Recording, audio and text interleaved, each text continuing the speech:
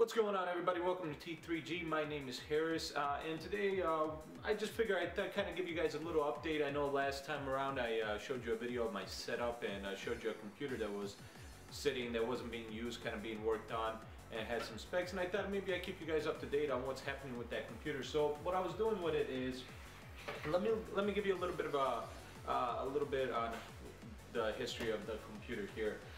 This is the Cooler Master computer that had the 965 unit. It was the last computer I showed in the video for the tour video, or the setup video.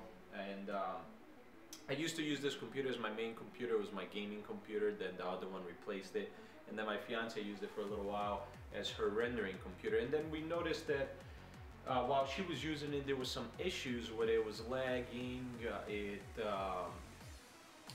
you know, it just wasn't detecting stuff correctly. It was taking forever to boot up, and it took me a little bit to figure out what was going on. At first I thought it was just maybe a bad, not even a bad, but maybe just Windows itself was getting corrupt and it needed to be just reinstalled, just to do a fresh reinstall. So that's what I attempted to do after I did the setup video. And I actually figured out, with a little bit of diagnosis, that the actual serial ATA ports are going out on this. This is a Gigabyte 890 motherboard. It's about 3 years old, maybe 4 now that I've had it. Like I said, it's a 965 Phenom 3 processor, and all the specs were actually in the video that I posted up there. And I did get an serial ATA, or serious, an SSD hard drive for it just recently, and that's where I was going to do a fresh reinstall. And as I was doing a fresh reinstall, that's when I figured out that the actual serial ATA ports were going bad on me. I noticed that at first it was having a tough time detecting the hard drive. Then when I swapped out the ports, then it showed it. As soon as I installed Windows and plugged in my second hard drive, then it went bad again. It wouldn't detect the SSD again. I know the SSD is good because I tested it out on another computer, so I know that works fine. It's just these ports that are going bad. So, kind of an update on what's going to happen here. I'm going to be taking some time, and then when I get the opportunity, I'm going to order a brand new motherboard. I'm still going to use the same items that you see in here. This, like I said, this is going to be just kind of an extra computer for when I have people come over at the house and they need to use a computer for, you know, if we're going to be gaming or maybe doing some kind of video editing or stuff like that. That's what this unit is going to be for. So we're going to be picking up possibly the same motherboard I used on my fiance's build, which is a Asus 970 board. I don't know the actual model number. I just know that it's a good board. It supports all the new CPUs, and also as well the Phenom 3 or Phenom 2s that came out, especially the 965. So that will work with it. So that's what I'm looking to do. I figure I guys give you a little bit of update, maybe keep you guys up to date what I'm doing with one of my projects. This is my project at the current moment. It does have a data SSD that I just picked up for. It's only 120 gigabyte hard drive, but overall it had great reviews. It was a great deal on Newegg. I believe I got it for $85 or $90 on Newegg, which is very good. I know the HyperX from Kingston 128 gigabyte SSD also goes close to the same price, but at the time that was at $100 plus, so I figured I'd pick up the A-Data and try it out. So that right now, that's pretty much what's going on with this build. We're looking, like I said, I'm looking to just kind of save up a little bit of cash to pick up the 970 for this, so we can install that and finally get this going, and then hopefully show you guys on, maybe give you a little bit of detail on how it's running, and maybe clean this, you know, try to clean this up a little more. It's very tough with this old Cooler Master case. Maybe I'll do a mini review right now on the case.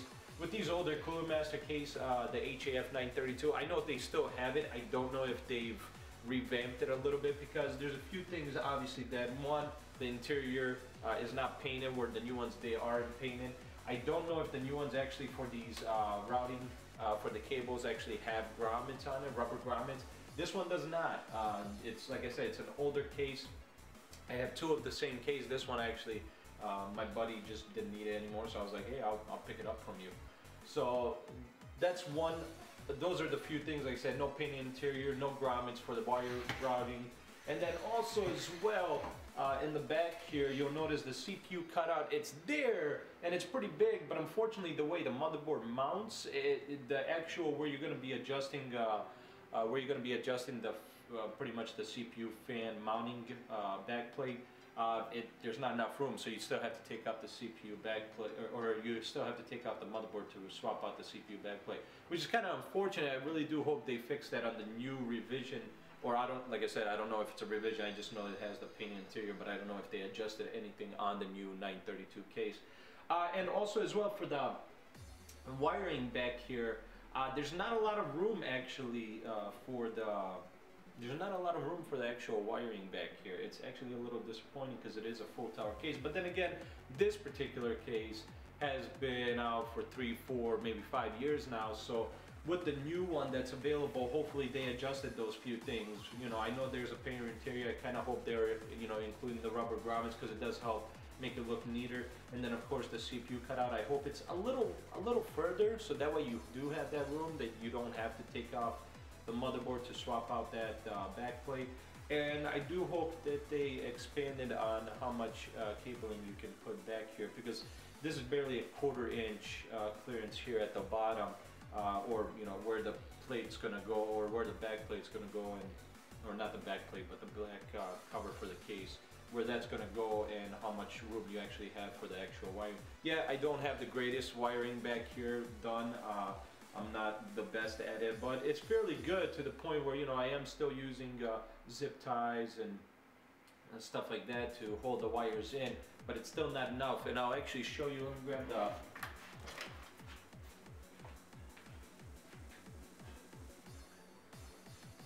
Here's the actual back for it, and you can see this part is indented, but not that much to the point where it's going to make up for the fact that this does not have that much clearance in the back here. And I do want to bring up, since we're doing kind of a mini review, there is quite a bit for a solid back.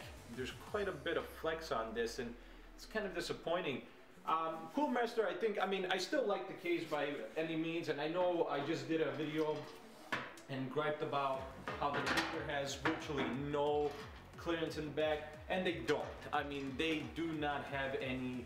The only thing I liked about the Cougar is how the side panels go on. So that's the biggest thing I liked about the Cougar.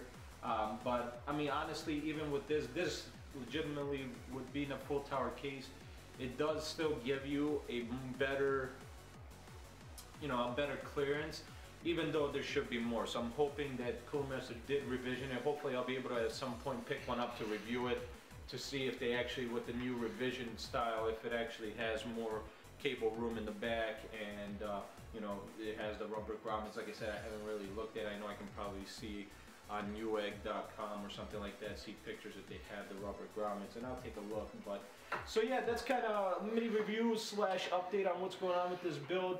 Like I said, I got to start going to install the Windows on it, then realized the serial ATA ports are going bad, and it was messing with the hard drive. So as soon as we get that motherboard replaced, we'll do a little mini build montage of ripping out the old motherboard, putting in the new motherboard. Gigabyte, I've had 4 GB boards. 3 of them are still working good. I have 2 of this one, which is exactly the same board, the 890, and I have 2 880 boards. I know they're all running great at the current moment, but I have had some issues when building my new rig with Gigabyte, so I'm actually been very, very disappointed with Gigabyte, but we'll go a little more in detail on that later on. But yeah, that's my little update, what's going on with this computer that you guys saw in that setup video. Once again, just to kind of go off on the specs real fast, it's a 965 CPU, Phenom 2 AMD. It's a Corsair. It's kind of a mix of RAM. It's G-Skill and Corsair memory, 1333 megahertz. It's up to 8 gigs of memory. Ultra power supply, 750 watt. 8800 GT Alpha Dog Edition card from XFX. 890 gigabyte motherboard, 500 gig Western Digital Black Edition hard drive, ADATA 128 gigabyte SSD, optical drive, which most people don't care about these days, and that's about it. So that's the update, and hopefully we'll keep you up to date on when we finally get a chance to get this finished. We'll see you then.